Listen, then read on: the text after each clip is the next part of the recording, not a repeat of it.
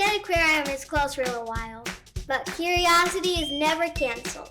Join us as we dive into mysteries surrounding some of your favorite animals, like penguins. Why don't penguins fly? Why do penguins waddle? Why are penguins black and white? Who's better at hide and seek, you or a penguin?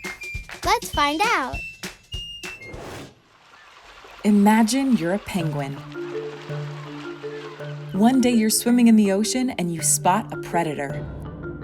A leopard seal appears swimming above you. It's probably on the hunt for a juicy morsel, like you. You have two choices, flee or hide. What do you do? If there's a chase, what are your chances of getting away?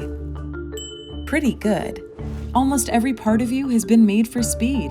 You're a bird, like a hawk or an eagle, but you can't fly. Why not?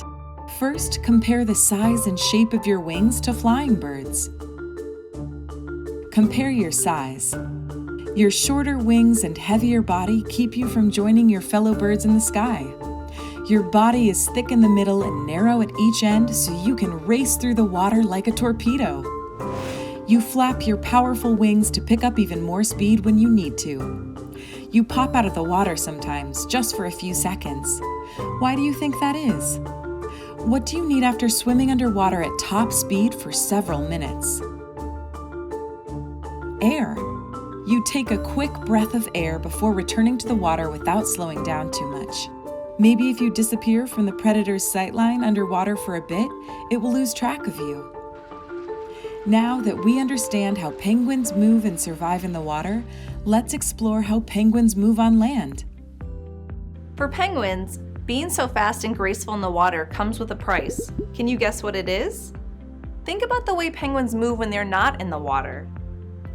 Penguins have short legs that are positioned behind their hips. Human legs are positioned directly under our hips. This streamlines their bodies so they're smooth and graceful in the water, but less so on land. Can you shift your hips backwards and show us your best penguin waddle?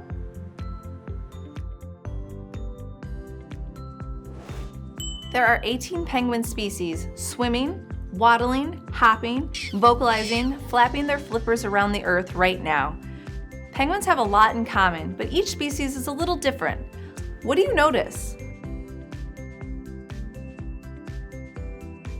Let's take a look at a penguin some of you might already know. Wellington, who was one of our original rockhoppers. He lives here at Shed with some of our other rockhoppers, like Diego. Why do you think some penguins hop while others waddle?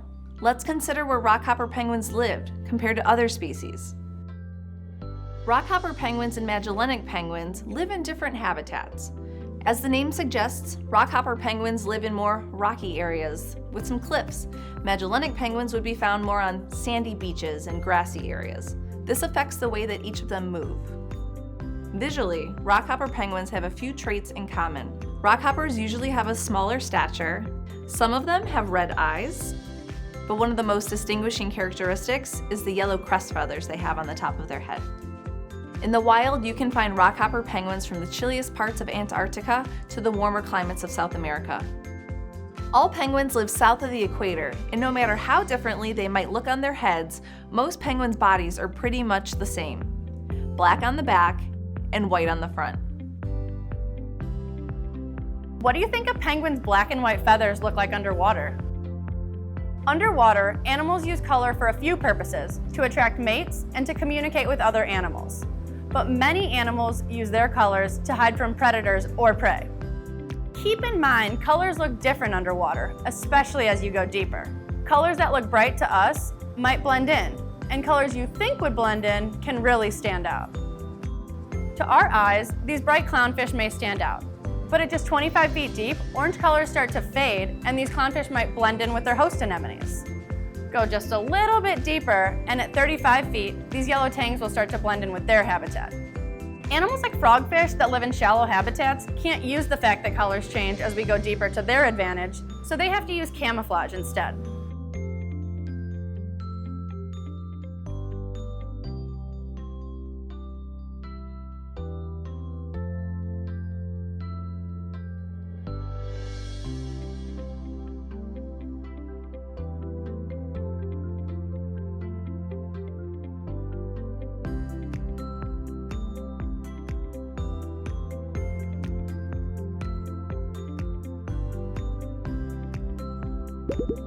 Think of some other animals that are black and white like penguins. Certain species of dolphins, sharks, and stingrays are darker on top and lighter on the bottom. How can colors that stand out so much help an animal hide? Imagine again that you're a penguin. You're swimming in the ocean and you spot a predator. A leopard seal appears swimming above you. You have two choices, flee or hide. What do you do? Consider the color of the water as it gets deeper and the color of your feathers. Does it see you? Probably not. Those black back feathers hide you in the deeper, darker parts of the water. You swim to the surface, about to return to land.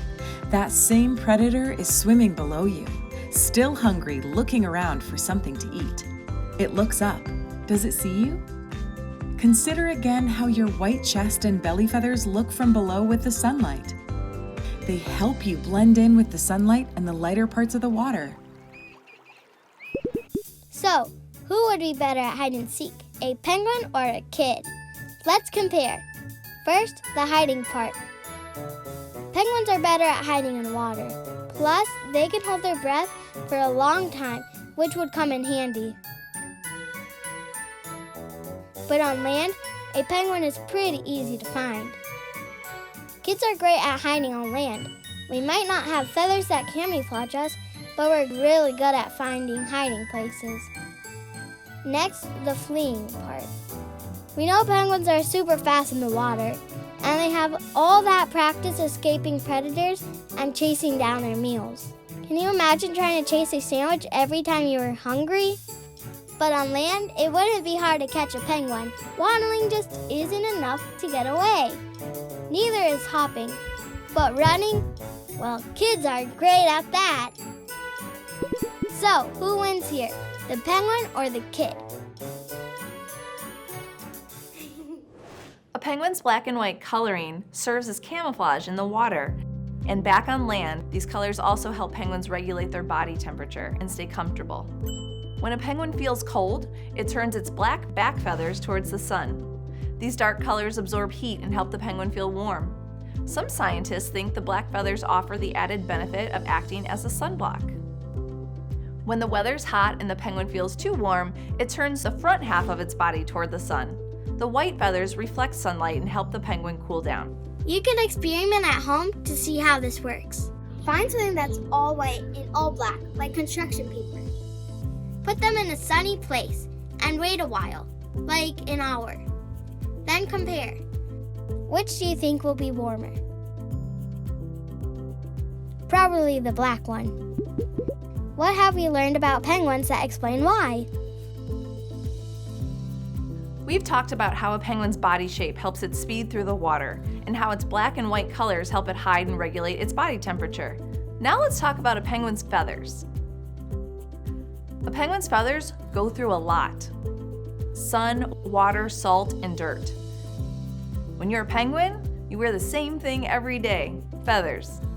Those feathers are your only set of clothes. They're also your coat, your pajamas, your swimsuit, all wrapped into one.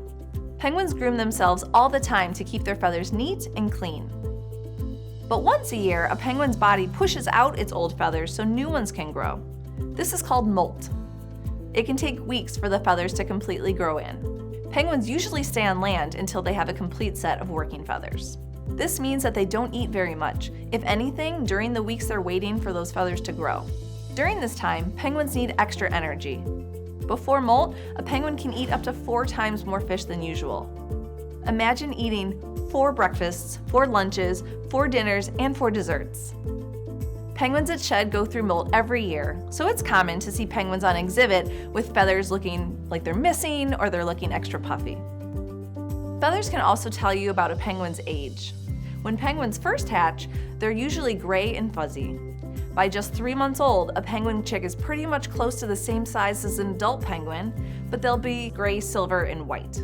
When you see a penguin with black and white feathers, you know that you're looking at an adult.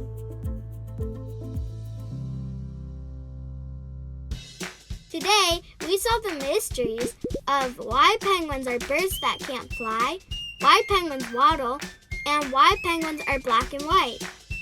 Which answer surprised you the most? Let us know. That's all for today. Don't forget to join us next week. Thank you for staying home with Shed Aquarium. To continue exploring penguin mysteries, please visit Shed Aquarium online